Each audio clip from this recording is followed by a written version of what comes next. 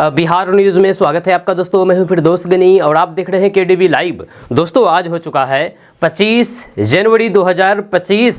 तो आज की पूरे बिहार की टॉप न्यूज़ लेकर आए हैं आपके लिए। वीडियो शुरू करने से पहले आपसे एक रिक्वेस्ट है कि अगर आप पहली बार इस चैनल पर आए हैं तो चैनल को सब्सक्राइब करके बेल आइकन को प्रेस कर दीजिए और साथ ही वीडियो को लाइक कर दीजिए, अपने दोस्तों के साथ शेयर भी कीजिए। तो चलिए चलते हैं आज की खबरों की ओर। दोस्तों आज बिहार न्यूज़ की शुरुआत सबसे पहले करेंगे कि बिहार के ज़्यादातर जिलों में शीतलहर का प्रकोप जारी है। शुक्रवार सुबह बिहार के कई जिलों में घना कोहरा छाया रहा। इस दौरान लोगों को यात्रा करने में काफ़ी दिक्कतों का सामना करना पड़ा। वहीं पर गाड़ियों की रफ्तार बहुत धीमी दिखाई दे रही थी। इसे लेकर के मौसम विभाग ने अलर्ट जारी कर दिया था। इसी कड़ी में IMD यानी कि पटना मौसम विभाग ने बताया है कि 26 जनवरी तक यानी कि आज कल तक बिहार में मौसम का हाल कैसा रहेगा। पटना मौसम विज्ञान केंद्र ने बिहार के 11 जिलों को लेकर के कोल्ड डे और घने कोहरे का अलर्ट जारी कर दिया है। इन जिलों में पश्चिमी चंपारण, पूर्वी चंपारण, शिवहर, सीतामढ़ी, सीवान, सारण, मुजफ्फरपुर, मधुबनी, सुपौल, अररिया और किशनगंज जिला शामिल है। पटना मौसम विभाग ने अगले 48 घंटे के लिए बिहार के 28 जिलों में घने कोहरे का अलर्ट जारी कर दिया है। इनमें पश्चिमी चंपारण, पूर्वी चंपारण, शिवहर, सीतामढ़ी, सीवान, सारण, मुजफ्फरपुर, मधुबनी, सुपौल, अररिया, किशनगंज, दरभंगा, गोपालगंज, समस्तीपुर, सहरसा, मधेपुरा, पूर्णिया, कटिहार, खगड़िया, बेगूसराय, भागलपुर, मुंगेर, लखीसराय, बांका, जमुई, नवादा, गया और शेखपुरा जिला शामिल है। दोस्तों केंद्रीय मंत्री गिरिराज सिंह ने प्रेस कॉन्फ्रेंस के दौरान असदुद्दीन ओवैसी, वक्फ बोर्ड और बिहार के उप मुख्यमंत्री तेजस्वी यादव पर गंभीर आरोप लगाए हैं। गिरिराज सिंह ने असदुद्दीन ओवैसी के हालिया बयान पर तीखी प्रतिक्रिया दी है, जिसमें असदुद्दीन ओवैसी ने दिल्ली के शराब घोटाले और मनीष सिसोदिया की गिरफ्तारी के संदर्भ में मुस्लिम उम्मीदवारों के जेल जाने और हिंदू नेताओं के बाहर होने का मुद्दा उठाया था। गिरिराज सिंह ने असदुद्दीन ओवैसी पर आरोप लगाया है कि वे मुस्लिम तुष्टिकरण की राजनीति करते हैं और फिर अपने बयानों में जिन्ना का नाम लेकर के भारतीय संविधान का उल्लंघन कर रहे हैं। उन्होंने असदुद्दीन ओवैसी से अपील की है कि वे इस तरह के विवादित बयान देने से बचें और भारतीय संवैधानिक दृष्टिकोण से अपनी बात रखें। वक्फ बोर्ड के मुद्दे पर गिरिराज सिंह ने कहा है कि जब ज्वाइंट पार्लियामेंट्री कमेटी यानी कि JPC अपनी रिपोर्ट पेश करेगी तो फिर वक्फ बोर्ड के खिलाफ कई गंभीर खुलासे होंगे। जहां उन्होंने वक्फ बोर्ड पर सरकारी और निजी जमीनों पर अवैध कब्जा करने का भी आरोप लगाया है और कहा है कि इसके खिलाफ संसद में बहस होनी चाहिए। गिरिराज सिंह ने यह भी कहा है कि वक्फ बोर्ड की शक्तियों को सीमित किया जाना चाहिए ताकि वे देश की संपत्ति का गलत तरीके से उपयोग न कर सके।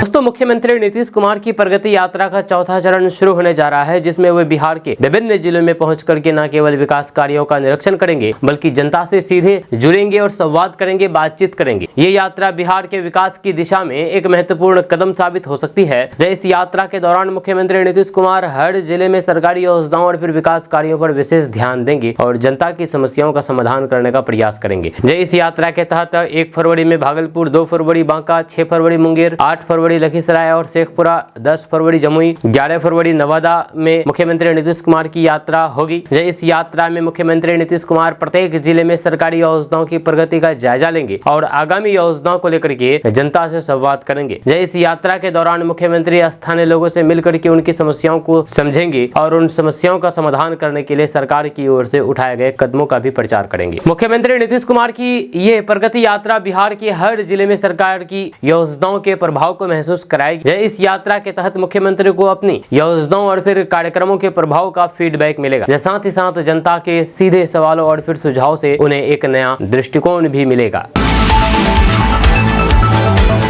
दोस्तों मोकामा के पूर्व विधायक अनंत सिंह को लेकर के बड़ी खबर सामने आ रही है। मिल रही जानकारी के अनुसार मोकामा के नौरंगा फायरिंग मामले में आर्म्स एक्ट के आरोपी बनाए गए अनंत सिंह ने कल बार कोर्ट में सरेंडर कर दिया है। जब बताया जा रहा है कि अनंत सिंह की गिरफ्तारी को लेकर के कई थानों की पुलिस मोकामा और बार में कैंप कर रही थी। ऐसे में मोकामा के पूर्व विधायक अनंत सिंह ने गिरफ्तारी से बचने के लिए कल बार कोर्ट में सरेंडर कर दिया। जानकारी के अनुसार बार और मोकामा में पुलिस की भारी तैनाती के बाद अनंत सिंह बड़े आराम से बार कोर्ट गए और फिर सरेंडर कर दिया, जहां पटना पुलिस उनको गिरफ्तार नहीं कर सकी। दरअसल बात यह है कि गैंगस्टर सोनू मोनू के पिता और हाईकोर्ट के अधिवक्ता प्रमोद सिंह ने पटना SSP से अनंत सिंह के खिलाफ कार्रवाई की मांग की थी। वहीं पर सोनू मोनू के मां ने भी अनंत सिंह के खिलाफ केस दर्ज कराया था, जिसके बाद अब पटना पुलिस अनंत सिंह की गिरफ्तारी की तैयारी में जुट गई।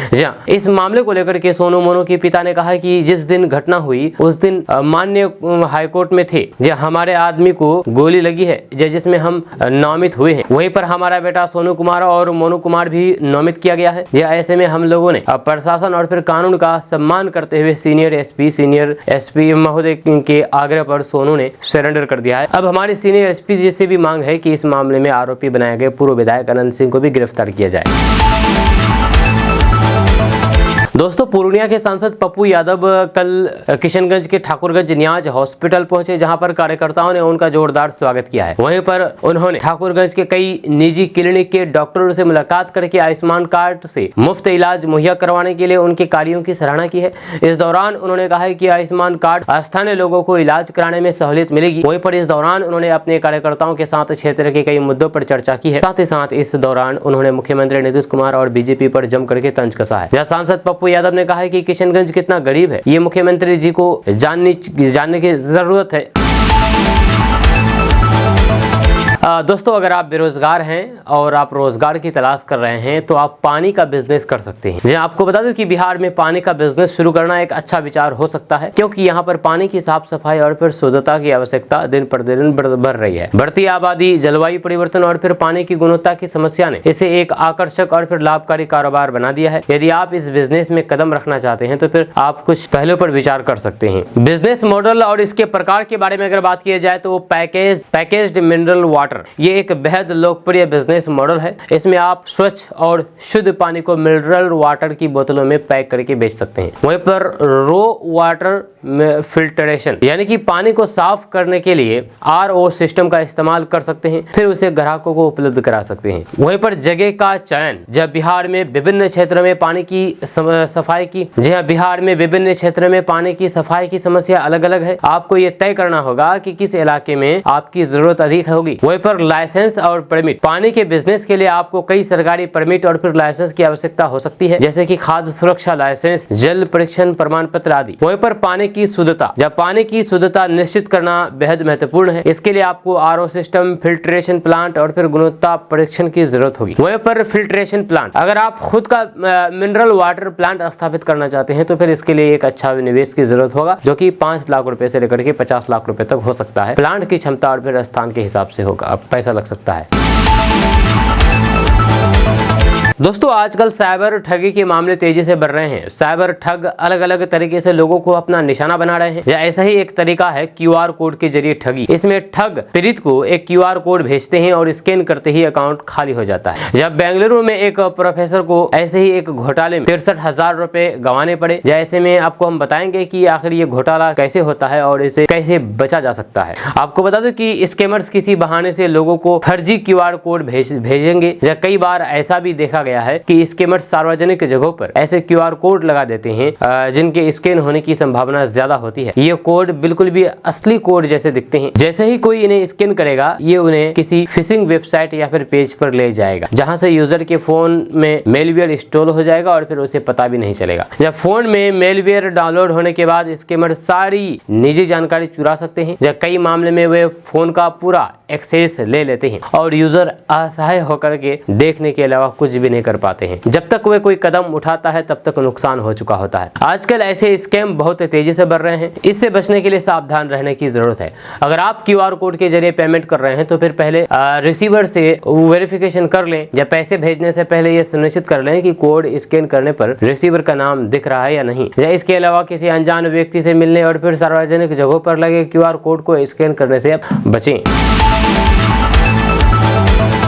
दोस्तों, मोकामा के पंच महिला थाना क्षेत्र के नौरंगा गांव में पूर्व विधायक अनंत सिंह और उनके समर्थकों पर विरोधियों ने अंधाधुंध फायरिंग की। इस घटना पर ये काफी बड़ी घटना हुई है और इस घटना के बाद अनंत सिंह सरेंडर कर दिया है। हालांकि अनंत सिंह ने बयान दिया है और कहा है कि उन्होंने अपनी ओर से कोई भी पुलिस को आवेदन नहीं दिया है। उन्हें मौत का डर नहीं है, जिसमें सोनू, मोनू और अनंत सिंह के खिलाफ एक FIR दर्ज की गई है। जब मोकामा के नौरंगा गाँव में बुधवार को अनंत सिंह समर्थकों और फिर सोनू मोनू गैंग के बीच हिंसक झड़प हो गई, जिसमें करीब 60 से 70 राउंड फायरिंग हुई। अनंत सिंह ईंट भट्टा संचालक सोनू मोनू के घर पंचायत करने के पहुंचे थे। इसी दौरान फायरिंग शुरू हो गई। अनंत सिंह के 2 समर्थक भी घायल हुए। आरोपी सोनू मोनू के पिता प्रमोद सिंह ने रात करीब 8 बजे पंचमहला थाने में आवेदन देकर के बताया है कि अनंत सिंह अचानक उनके घर में घुस आए और अपने समर्थकों के साथ गोलियां चलाने लगे।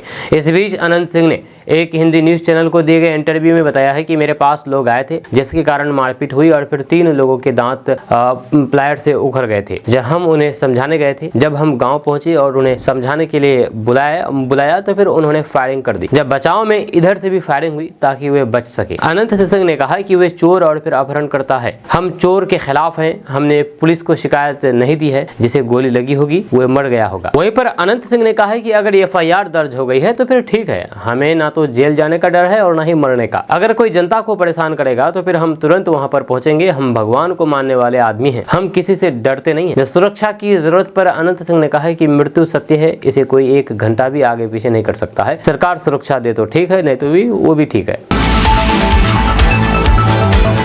दोस्तों 1 फरवरी 2025 को पेश होने वाले केंद्रीय बजट से सभी को काफी उम्मीदें हैं। सभी की नजर इस बात पर है कि सरकार खास तौर पर किसानों के लिए क्या घोषणाएं करेगी। किसानों को उम्मीद है कि इस बार बजट में PM किसान सम्मान निधि योजना की किस्त बढ़ सकती है। फिलहाल PM किसान सम्मान निधि योजना के तहत किसानों को सालाना 6,000 रुपए मिलते हैं। किसानों को उम्मीद है कि ये पैसा 6,000 रुपए से बढ़ करके 10,000 रुपए किया जाएगा। सरकार बजट में ये घोषणा कर सकती है। किसानों और विशेषज्ञों का मानना है कि महंगाई और बढ़ती खेती की लागत के कारण 6,000 रुपए की मदद काफी नहीं है। ज्यादा पैसे मिलने से किसान खेती में बेहतर निवेश कर सकेंगे। साथ ही साथ इस कदम से ग्रामीण अर्थव्यवस्था भी मजबूत होगी। सरकार इस राशि को बढ़ा करके 10,000 रुपए करने पर भी विचार कर रही है, लेकिन अभी तक कोई भी ठोस फैसला नहीं लिया गया है। अगर बजट 2025 में PM किसान सम्मान निधि योजना की राशि बढ़ाने का ऐलान होता है तो फिर लाखों किसानों के लिए ये बड़ी राहत होगी। ज्यादा आर्थिक मदद से किसानों को अपने कृषि कार्यों में मदद मिलेगी और फिर वे अपनी आर्थिक स्थिति को बेहतर बना सकेंगे। किसानों को उम्मीद है कि सरकार उनकी लंबे समय से चली आ रही मांगों को पूरा करेगी। जब अगर राशि बढ़ाई जाती है तो फिर इससे न सिर्फ किसानों को राहत मिलेगी बल्कि ग्रामीण अर्थव्यवस्था भी मजबूत होगी। दोस्तों प्रधानमंत्री नरेंद्र मोदी फरवरी में बिहार आ रहे हैं। फरवरी माह में, अगले माह में चुनावी वर्ष में प्रधानमंत्री का ये पहला बिहार दौरा होगा। 24 फरवरी को प्रधानमंत्री नरेंद्र मोदी भागलपुर आएंगे बिहार के। इस दौरान यहाँ के किसानों से संबंधित विभिन्न योजनाओं का लोकार्पण करेंगे। साथ ही साथ बिहार वासियों को कई और सौगात देंगे। प्रधानमंत्री नरेंद्र मोदी अपने बिहार प्रवास के दौरान केंद्र सरकार की कई परियोजनाओं की शुरुआत भी कर सकते हैं। जब प्रधानमंत्री नरेंद्र मोदी के बिहार प्रवास को लेकर के केंद्रीय कृषि मंत्री शिवराज सिंह चौहान शुक्रवार यानी कि कल 24 जनवरी को बिहार आए थे, जब वे प्रधानमंत्री मोदी के संभावित दौरे की तैयारियों की समीक्षा किया। जब बिहार के डिप्टी CM सम्राट चौधरी ने इस संबंध में पूछे जाने पर बताया है कि प्रधानमंत्री नरेंद्र मोदी के 24 फरवरी को भागलपुर आने की संभावना है। उधर प्रधानमंत्री के आगमन को लेकर के भागलपुर में तैयारियां शुरू हो गई है। बताया जा रहा है कि प्रधानमंत्री के कार्यक्रम को लेकर के शुक्रवार को ही इसकी तैयारियों की समीक्षा केंद्रीय कृषि मंत्री शिवराज सिंह चौहान ने की है। दोस्तों बिहार के बेतिया में विजिलेंस की टीम ने बीते गुरुवार को यहां के DO रजनीकांत परवीन के आवास पर छापेमारी की थी। कई और जिलों में भी छापेमारी हुई थी। जब बेतिया में छापेमारी के दौरान 2 करोड़ के आसपास कैश मिले थे। जब मामला सामने आने के बाद DO को निलंबित कर दिया गया। जब बिहार में कैसे भ्रष्टाचार हो रहा है इसको लेकर के RJD सुप्रीमो लालू प्रसाद यादव की बेटी रोहिणी आचार्य ने CM नीतीश कुमार पर हमला बोला है। जी हाँ, रोहिणी आचार्य ने इस पूरे मामले में X अकाउंट पर पोस्ट करके लिखा कि नीतीश कुमार जी की बेलगाम डबल इंजन वाली सरकार का शासनकाल भ्रष्टाचार का स्वर्णिम काल हो गया है। सत्ता संरक्षित भ्रष्टाचारियों के द्वारा बोरों में ठूस करके रखी गई काली कमाई भ्रष्टाचार मुक्त शासन के दावे पर तमाचा है। जब एक जिला स्तर के अधिकारी के काले कारनामों का आलम ऐसा है तो फिर बड़े अधिकारियों और फिर सत्ता में काबिज उनके आगाओं के कारनामे कैसा होंगे। आगे रोहिणी आचार्य ने अपने पोस्ट के जरिए बिहार में बढ़ते अपराध और फिर करप्शन को लेकर के सरकार पर निशाना साधा है। उन्होंने लिखा है कि मुख्यमंत्री जी, बड़ा सवाल यह है कि भ्रष्टाचार के बारे में कोई एक दिन या फिर 1 महीने या 1 साल में तो भरे नहीं होंगी। जहां ऐसे में आपके उन दावों का क्या है जिनमें आप बार बार कहते नजर आ रहे हैं कि आपके शासन में क्राइम और फिर करप्शन से कंप्रोमाइज नहीं होता है। जहाँ सच तो यह है कि सिर्फ कंप्रोमाइज ही होता है और फिर आपकी सरकार के संरक्षण और फिर असहमति से होता है। अंत में रोहिणी आचार्य ने मोकामा के पूर्व विधायक अनंत सिंह का नाम लिए बिना लिखा कि क्राइम से कंप्रोमाइज की वानगी तो अभी बिल्कुल भी ताजी है। जब गोली कांड में नामजद आपके चहेते बाहुबली की गिरफ्तारी के लिए आपके मातहत पुलिस अधिकारी न जाने किसके इशारे पर हाथ पर हाथ धरे लाचार बैठे हुए हैं।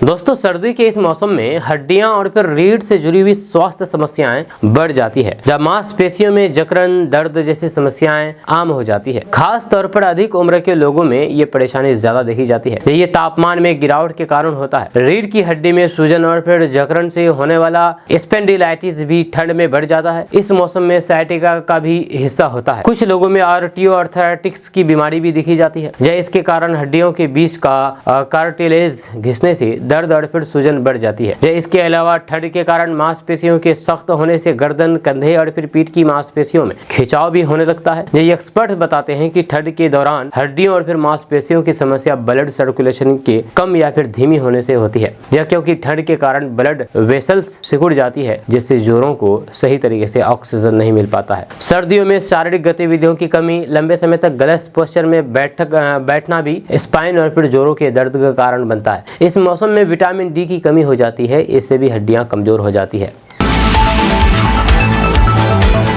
दोस्तों, बिहार के शिक्षा विभाग ने एक बड़ा कदम उठाया है और फिर सभी सरकारी स्कूलों में बच्चों के लिए एक जैसा ड्रेस कोड निश्चित कर दिया है। विभाग ने पहले से 8वीं तक के छात्र छात्राओं और फिर 9वीं से 12वीं तक की छात्राओं की पोशाक का रंग तय कर दिया है। जब विभाग की तरफ से जारी निर्देश के मुताबिक पहले से 8वीं के छात्र छात्राओं तथा 9वीं से 12वीं की छात्र छात्राओं को पोशाक खरीदने के लिए राशि दी जाती है। जब विभाग ने बताया है कि एक सर्वे के दौरान पता चला है कि बिहार के सभी जिलों के सरकारी स्कूलों में छात्र छात्राओं की ड्रेस का अलग अलग रंग है।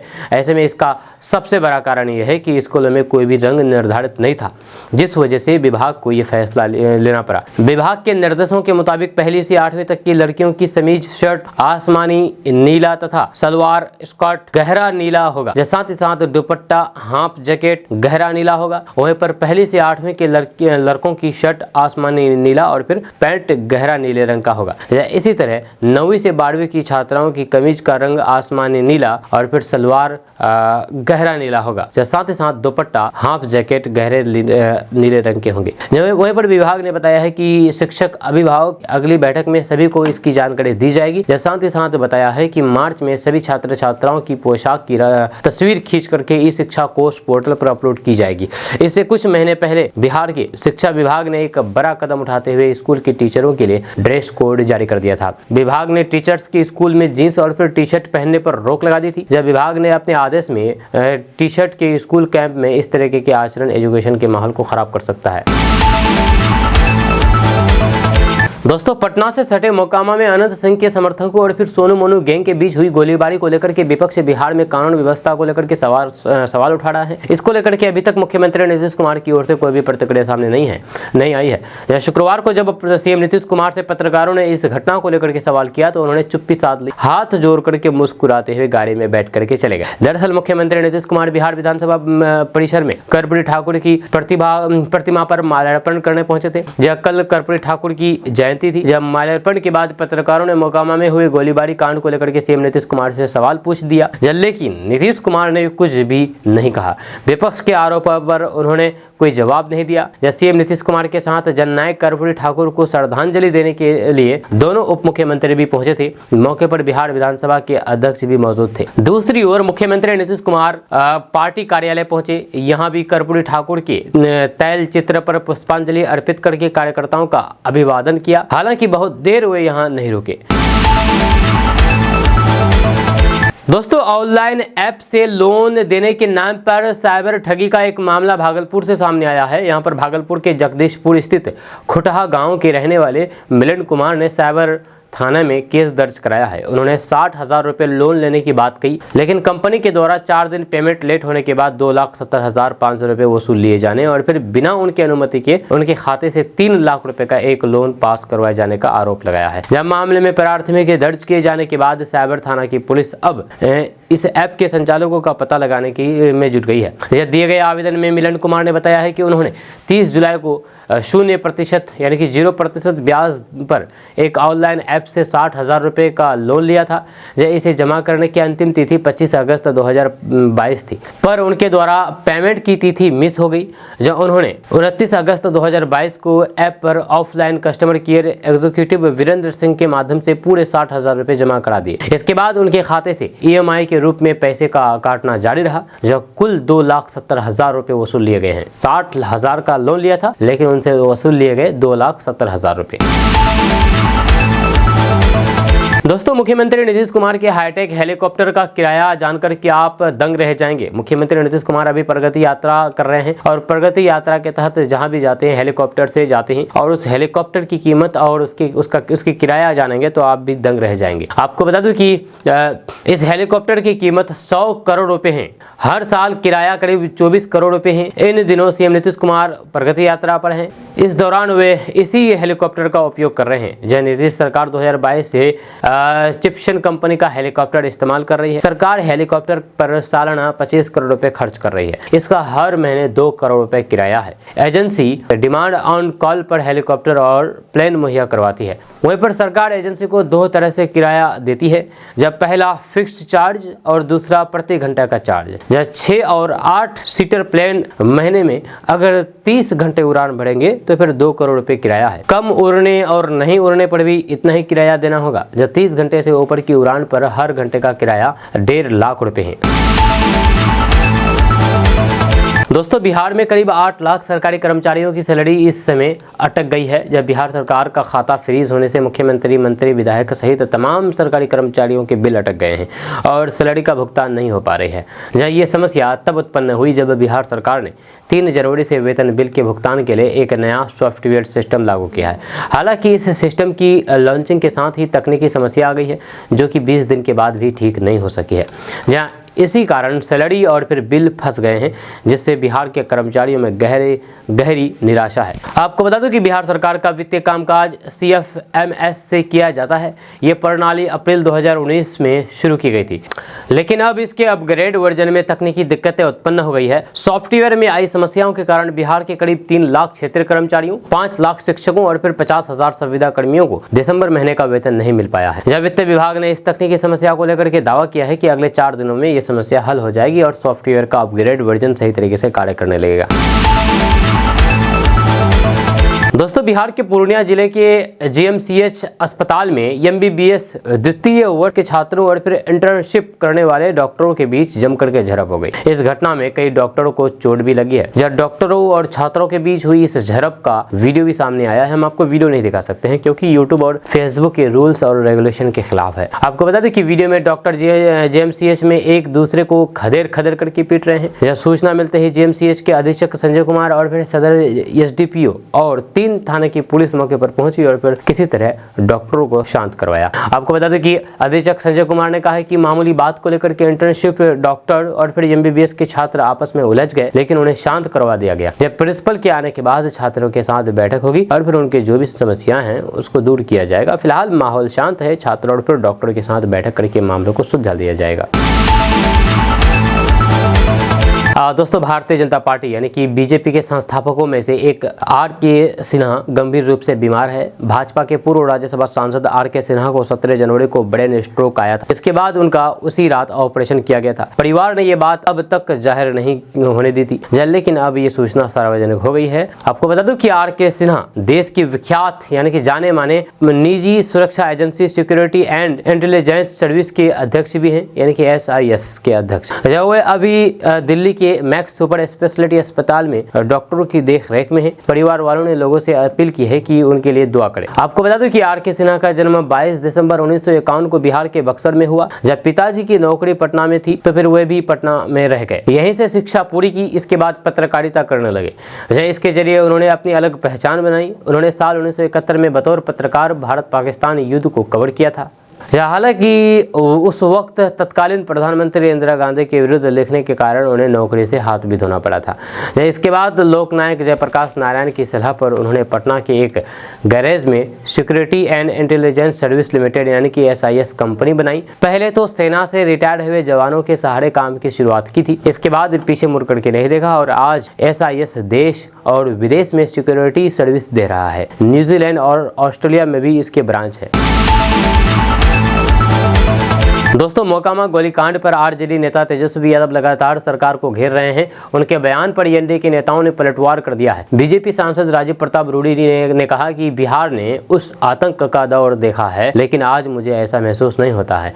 मैं अपने आप को बहुत सुरक्षित मानता हूं, जब इसे बिहार के राजनीतिक माहौल में बड़ा सुधार मानता हूं। कुछ ऐसे इलाके हैं जहां अभी भी वर्चस्व की लड़ाई लड़ी जाती है। जिस तरह से सारण की राजनीति में इस तरीके का आतंक समाप्त हुआ, पूरे बिहार में भी मोटे तौर पर समाप्त हो गया है। बीजेपी सांसद ने आगे कहा है कि बिहार में कुछ घटनाएं घटी है और फिर पुलिस इनकी जांच करेगी। यह बिहार के मुख्यमंत्री अत्यंत संवेदनशील है और फिर वे जानते हैं कि किस प्रकार से बिहार की विधि व्यवस्था को सुरक्षित किया जा सकता है। वहीं पर तेजस्वी यादव की ओर से बिहार की कानून व्यवस्था पर सवाल खड़ा करने पर जीतन राम मांझी ने कहा कि तेजस्वी को इन सब बात करने का कोई भी अधिकार नहीं है। तेजस्वी यादव को 2005 से पहले का समय याद करना चाहिए, जब बिहार में शांति है और फिर विकास हो रहा है। कानून व्यवस्था की कोई भी समस्या नहीं है। जो नीतीश कुमार को मानसिक रूप से बीमार बता रहे हैं, वे खुद मानसिक रूप से बीमारी से ग्रसित हैं।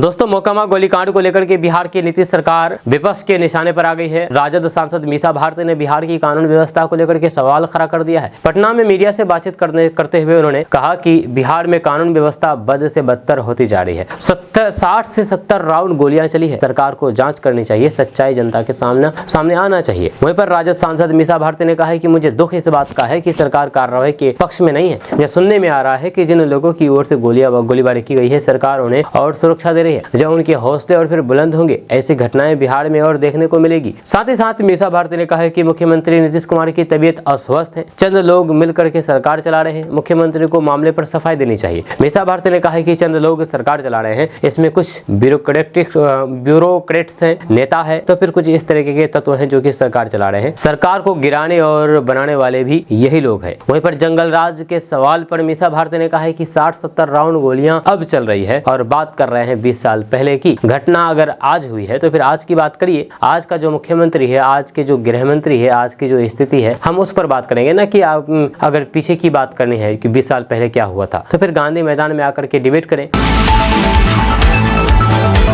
दोस्तों, बिहार के पटना जिला के मोकामा इलाके में दो समूह के बीच हुई गोलीबारी में पूर्व विधायक अनंत सिंह बाल बचे। पटना के वरिष्ठ पुलिस अधीक्षक आकाश कुमार ने बताया है कि गोलीबारी में अब तक किसी के हताहत होने की खबर नहीं है। ASP ने कहा है कि ऐसी खबरें हैं कि पटना जिले के बाहरी इलाके बाढ़ के नौरंगा गांव में दो समूह के बीच 12 से 15 गोलियां चली। मामले की आगे की जांच की जा रही है। वरिष्ठ अधिकारी मौके पर पहुंच गए हैं। पुलिस को शाम को बाढ़ के नौरंगा थाने में गोलीबारी की सूचना मिली। एक टीम मौके पर पहुंची और फिर 3 कारतूस बरामद किए गए। वहीं पर पुलिस जांच में जुट गई है। वहीं पर इस मामले पर तेजस्वी यादव ने कहा है कि मुख्यमंत्री को आकर के जवाब देना चाहिए कि पटना के ठीक पास गोलियां चली और फिर गोलियां चलाने वाले लोग इंटरव्यू दे रहे हैं। इससे साफ पता चलता है कि सरकार और मुख्यमंत्री किस तरह से अपराधियों को संरक्षण दे रहे हैं। मुख्यमंत्री ने हाल ही में अपने हस्ताक्षर से 2 खूंखार अपराधियों को जेल से रिहा करवाया है। जब बाहर आने के बाद अपराधी बेलगाम हो गए हैं। वे न सिर्फ उन्हें संरक्षण दे रहे हैं बल्कि उनका सहयोग भी कर रहे हैं। हमारी सरकार आएगी तो फिर हम दिखाएंगे कि कानून व्यवस्था कैसे ठीक की जाती है। जंगल राज कहने वाले अब अपने राज्य में देखें कि क्या हो रहा है। दोस्तों, बिहार सरकार ने बिहार के सरकारी और फिर विभिन्न प्रकार की गैर मजरूआ जमीनों का सर्वे कराने का निर्णय लिया है। इसके तहत बिहार सरकार ने यह सुनिश्चित किया है कि गैर मजरूआ आम, गैर मजरूआ मालिक, कैसरे हिंद, भूदान, भू हदबंदी, बासगीत पर्चा जैसे विभिन्न सरकारी संपत्तियों का सर्वे सरकारी नाम पर किया जाएगा। यह कदम बिहार सरकार की योजना का हिस्सा है ताकि जमीन के स्वामित्व और फिर इसके उपयोगी की स्थिति का स्पष्ट और फिर सही रिकॉर्ड तैयार किया जा सके। इस प्रक्रिया की शुरुआत में अंचल अधिकारियों से इन जमीनों की जानकारी ली जा रही है। अंचलाधिकारी अपने अपने क्षेत्र में स्थित सरकारी और फिर गैर मजरूआ जमीनों के बारे में पूरा विवरण जुटा रहे हैं ताकि सही सर्वेक्षण और फिर दस्तावेजीकरण किया जा सके। इस सर्वे के तहत उन सभी जमीनों की पहचान की जाएगी जिनका कोई भी स्पष्ट मालिक नहीं है या फिर जिनका इस्तेमाल किसी सरकारी उद्देश्य के लिए किया जा रहा है। आपको बता दूं कि बिहार सरकार की ये पहल जमीन के मामलों में पारदर्शिता और फिर सही तरीके से रिकॉर्ड की स्थापना के लिए बेहद महत्वपूर्ण है। इस सर्वे से न केवल जमीन के वास्तविक मालिक का स्पष्ट चित्र बनेगा बल्कि ये अवैध कब्जा और फिर भूमि विवादों को भी कम करने में मदद करेगा। दोस्तों, बिहार के पूर्व मुख्यमंत्री और केंद्रीय मंत्री जीतन राम मांझी ने जन सुराज के संस्थापक प्रशांत किशोर पर जोरदार निशाना साधते हुए कहा है कि सही अर्थ में, सही मायने में वह राजनीतिक व्यक्ति नहीं है, वह व्यापारी है। यानी कि जीतन राम मांझी ने कहा है कि प्रशांत किशोर व्यापारी है जो पैसा लेकर के बूथ मैनेजमेंट करते हैं। जब पटना में पत्रकारों से चर्चा करने के दौरान केंद्रीय मंत्री जीतन राम मांझी से प्रशांत किशोर के विधानसभा चुनाव की सभी 243 सीटों पर चुनाव लड़ने के फैसले को लेकर के सवाल किया गया तो उन्होंने कहा कि चुनाव लड़ने से कोई किसी को नहीं रोकता है। जब हाल ही में उपचुनाव हुआ, कितना वोट आया है, या कितनी सीट मिली है, जब वे अपना भाग्य आजमा रहे हैं। लोकतंत्र है, कोई भी चुनाव लड़ सकता है। उन्होंने आगे कहा है कि हम लोग उनको राजनीतिक व्यक्ति ही नहीं समझते हैं, वे नेता नहीं है, व्यापारी है, पैसा लेकर के बूथ मैनेज करते हैं। वहीं पर इससे पहले जन सुराज के संयोजक प्रशांत किशोर ने मुख्यमंत्री नीतीश कुमार को बीमार बताया था। उन्होंने कहा कि मुख्यमंत्री नीतीश कुमार की मानसिक स्थिति ठीक नहीं है, उनका हेल्थ बुलेटिन जारी किया जाना चाहिए। इस बयान पर केंद्रीय मंत्री जीतन राम मांझी ने कहा है कि प्रशांत किशोर खुद मानसिक रूप से बीमार है, उनके अंदर पैसे की गर्मी है, इधर उधर से उन्होंने बहुत पैसा कमा लिया है जिसकी वजह से इतना उछल रहे हैं। दोस्तों, भारत रत्न कर्पूरी ठाकुर की 101वीं कल जयंती थी। इस अवसर पर आयोजित स्मृति कार्यक्रम में उपराष्ट्रपति जगदीप धनखड़ का भी यहां आना हुआ। उन्होंने कर्पूरी ठाकुर को सामाजिक न्याय का मसीहा बताया। जगदीप धनखड़ ने समस्तीपुर बिहार में बतौर मुख्य अतिथि कहा कि उन्होंने सत्ता की राजनीति में परिवारवाद का विरोध किया और फिर आरक्षण लागू करके एक बड़ी आबादी के लिए नई संभावनाओं के द्वार खोले। स्मृति कार्यक्रम में अपने संबोधन में कर्पूरी ठाकुर को भारत के महान सपूत की संज्ञा दी है। जब उन्होंने कहा है कि अपने छोटे से काल में ही कर्पूरी ठाकुर ने सामाजिक और फिर राजनीतिक तौर पर कायाकल्प करने का नया इतिहास लिखा है। सदियों की जड़ता तोड़ी हुए ऐसे महापुरुष थे जिन्होंने समता युग की नई शुरुआत की है। उन्होंने अपना जीवन समाज के हाशियों पर रहने वाले लोगों के लिए समर्पित किया। उपराष्ट्रपति जगदीप धनखड़ ने आगे कहा है कि आदर्श व्यक्तित्व का नजीर क्या होता है, ये जानने के लिए हमें कर्पूरी ठाकुर के जीवन को देखना चाहिए। उनका त्याग, उनका समर्पण सब आदर्श उदाहरण है। वो एक ऐसे राष्ट्रीय नेता थे जो कि जाति, धर्म और फिर वर्ग के ऊपर उठकर के समानता और विकास पर फोकस करते थे। अगर आप बिहार के बांका जिले के रहने वाले हैं तो आपके लिए बहुत बुरी खबर है, क्योंकि बिहार के बांका जिला में बिजली विभाग ने अब 5000 या फिर उससे अधिक बिजली बिल बकायादारों पर कार्रवाई तेज कर दी है। ऐसे बकायादारों के खिलाफ विशेष अभियान चलाया जा रहा है। 5000 से ज्यादा जिनके यहाँ पर बिजली बिल बाकी है, उनके घर और फिर प्रतिष्ठान की बत्ती गुल होनी तय है। इसके लिए सूची यानी कि लिस्ट भी तैयार कर ली गई है। जिले में ऐसे बकायादारों की संख्या हजारों में है। सबसे खास, इस अभियान के तहत कनीय अभियंता की देखरेख में स्पेशल टीम बनाई गई है जो कि बकायेदारों के घर पर जाकर के कनेक्शन को काटेंगे। मार्च तक ये अभियान चलेगा। इसके लिए हर दिन का लक्ष्य निर्धारित कर दिया है, जहां इनकी मॉनिटरिंग एसडीओ और फिर कार्यपालक अभियंता खुद कर रहे हैं। दरअसल कई ऐसे मामले सामने आ रहे हैं जिसमें ज्यादा बिजली बिल होने पर उपभोक्ता दूसरे के नाम पर नया कनेक्शन लेकर के बिजली जला रहे हैं।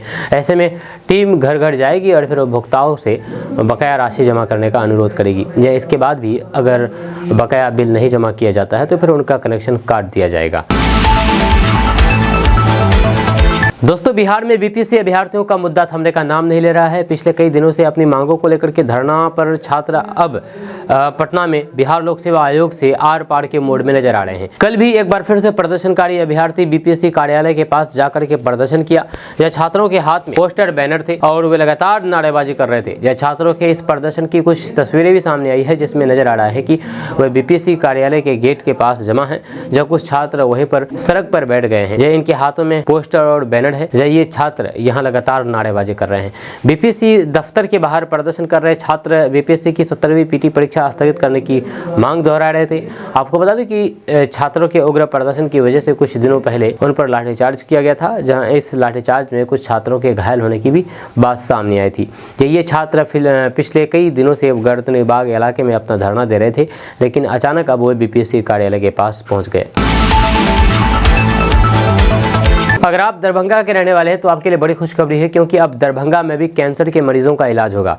जो आपको बता दें कि बिहार सरकार के स्वास्थ्य मंत्री मंगल पांडे सहित सांसद गोपाल जी ठाकुर एवं अति पिछड़ा कल्याण मंत्री हरि सहनी ऑफ नगर भाजपा और नगर भाजपा विधायक संजय सरावगी ने होमी भाभा कैंसर हॉस्पिटल का उद्घाटन किया। इस मौके पर मंत्री मंगल पांडे ने कहा है कि बिहार की ओरल कैंसर पीड़ित मरीजों के लिए वरदान साबित होगा होमी भाभा कैंसर।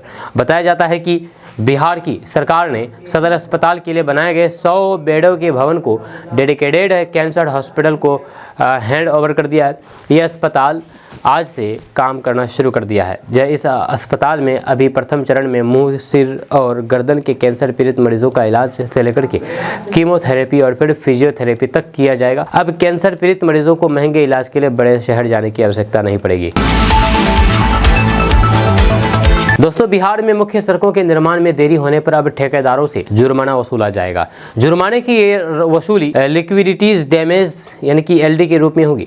साथ ही साथ नियम अनुसार लिक्विडिटीज डैमेज की वसूली नहीं होने पर संबंधित पदाधिकारियों पर अनुशासनिक कार्रवाई की जाएगी। ये नई व्यवस्था पथ निर्माण विभाग ने तत्काल प्रभाव से लागू कर दी है। साथ ही साथ करीब आधा दर्जन सड़कों के ठेकेदारों पर जुर्माना लगा दिया गया है। उनकी वसूली की प्रक्रिया शुरू हो चुकी है। इनमें इंडो नेपाल बॉर्डर रोड की कुछ परियोजना भी शामिल है।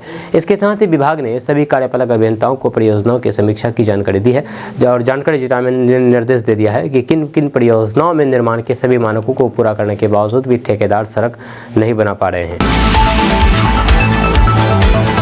दोस्तों, बिहार में जमीन की खतियान को लेकर के राजस्व एवं भूमि सुधार विभाग ने नए आदेश जारी कर दिए हैं, जो कि विशेष भूमि सर्वेक्षण के तहत भूमि संबंधित दस्तावेजों के प्रबंधन को लेकर के बड़ी राहत प्रदान करते हैं। इन आदेशों के अनुसार अगर किसी कारणवश आपका खतियान खराब हो गया है या फिर खो गया है तो फिर अब आपको परेशान होने की कोई ज़रूरत नहीं है।